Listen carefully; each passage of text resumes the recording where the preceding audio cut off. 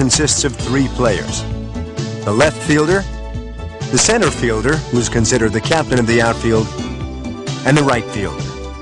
The fundamentals of fielding for each position are the same. Now here's Coach Casey Parsons. Hi, my name's Casey Parsons with the Oakland Athletics, and I'm here to talk to you about outfield play. First point I'd like to cover is stance. There's 2 basic stances, the resting stance and the ready stance. The resting stance, you go ahead and take your weight, distribute it evenly. If you'd like, you can put your hands on your knees.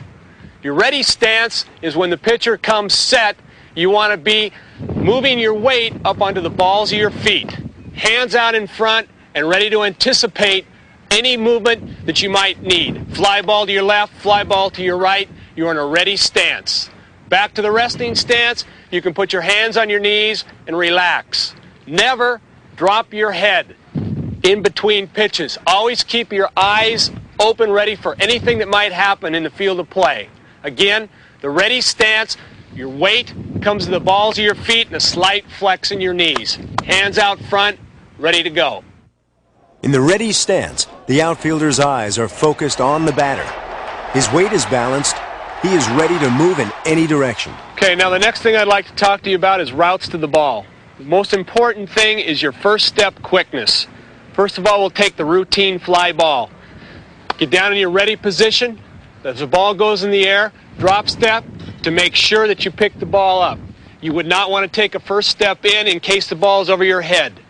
You always take your first step back, pick up the ball. As you come to the ball, hands above the head, right hand behind the glove, relax, knees slightly bent, watch the ball into the glove. Catch the ball off your throwing shoulder if at all possible. Here.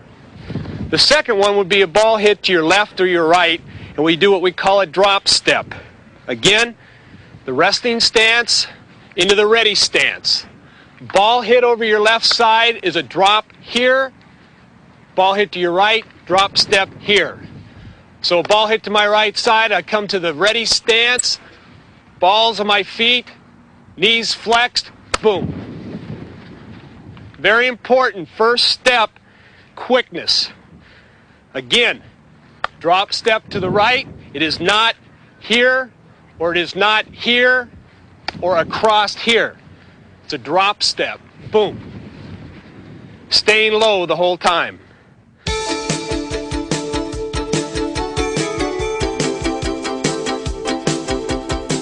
Once the fielder sees the ball leave the bat and fly toward him, he takes a drop step and gets in position to make the catch.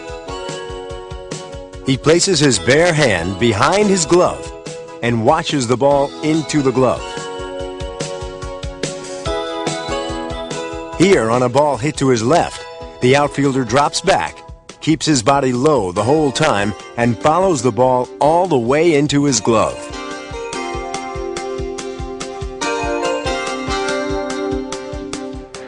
The next thing I'd like to talk to you about is the footwork we use on cutting off a ground ball to your left or your right. Basically, we just use what's called the crossover step. Ball hit to my left, my first motion is going to be my right over my left. Again, ball to my right, left over right. Same way. But the most important thing in using this drop step is the angle in which you cut off the ball. A lot of times younger players take an angle directly at the ball, do not give themselves a chance to catch the ball. The route you take is very important. Most of the time, a route on a ball hit far to your left, you need to go ahead and angle out a little bit. So as I would break to my left, instead of going straight at the ball, I angle out to cut the distance where I might be able to round that ball off. So my first movement would be, boom, here, back out, and try and cut it off, if at all possible. At times, that isn't possible, and you need to break right at the ball. That just comes from playing the outfield and gaining those instincts over a period of time. One thing I'd like to cover for the coaches, for the younger player, is on a routine ground ball, I feel it's okay to drop to one knee to help block the ball. Again, for the younger player only. It gives him that confidence, the fact that if the ball takes a little bit of a bad hop, he can block the ball. What you should do is drop to one knee, hand out front. If the ball should actually take a bad hop, it would still hit you in the chest, and you could keep the ball in front of you. As the player becomes more comfortable with fielding ground balls and becomes older, then we like to get away from that and go to the regular fielding stance right in here. Remember, when cutting off a ground ball hit hard into the outfield, instead of running in to meet the ball, where the chances of the ball getting past him are greater, the outfielder should angle out and run to this spot to cut it off. The fielder takes a drop step and then uses the crossover to cut the ball off. Watch how this fielder sprints back and to his right to cut the ball off. He then steadies himself to make a strong and accurate throw back to the infield.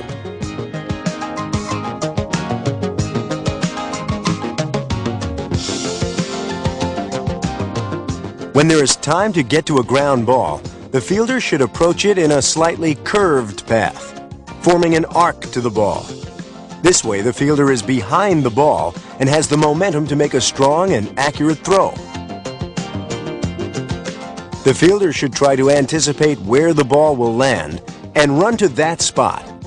He gets behind the ball with his body low, then rises as he fields it to make the throw. By forming an arc to the ball, the fielder's momentum enables him to make a stronger throw.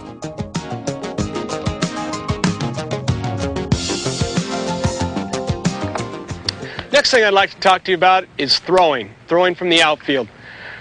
Most important thing as far as throwing is the grip of the baseball. What we'd like you to have you do is grab the ball 4 seams. Not in this area here, but over the large portion. Grabbing it here and here, using your wrist, and what you'd like to see is the ball come off the fingers with this type of rotation.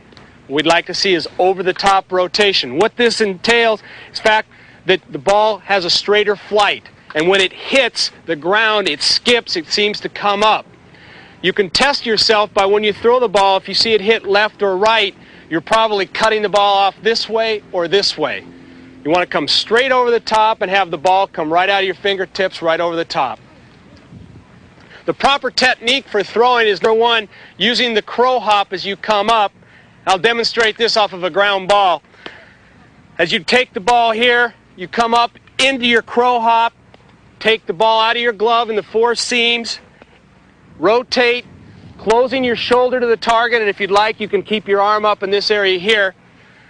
Rotate with the shoulder, take your crow hop, and then throw to the target with a good follow-through, just like a pitcher would. When you pick up your target, throwing as an outfielder, you'd like to hit the cutoff man right in the chest. Once you've done that, your job is done.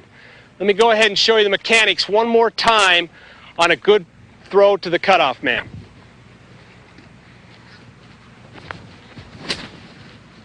Now, one thing that's very important, when you take your crow hop, the crow hop enables you to close up. If you do not close up towards the target and you come open, it puts a tremendous amount of pressure on your throwing shoulder, and you could develop some throwing discomfort in your shoulder. So it's very important that when you come up and take what we call our crow step, that we point our shoulder to the target, take that little hop, and put your momentum towards your throw. One thing that you see a lot with younger players on the crow hop is as they take the crow hop, they want to pop up. Remember, make your momentum go to your throw, not up, but through your target. On this hit to left field, notice how